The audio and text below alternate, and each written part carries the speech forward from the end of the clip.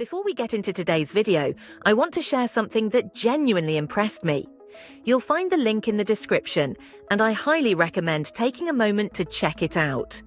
This product has been gaining a lot of attention lately, and after using it myself, I can clearly see why. The performance is consistently smooth, the design is thoughtfully crafted, and the overall experience is remarkably user-friendly. There's no complicated learning curve. Everything feels intuitive from the start. What really stood out to me is how much quality you get compared to what you expect. It performs far better than most alternatives in the same category. If you're looking for something dependable, practical, and surprisingly impressive, this could be exactly what you need. Take a look through the link below. I think you'll be pleasantly surprised. Let me share something quick and simple with you today. There's a link in the description. Before we get into today's video, I want to share something that genuinely impressed me.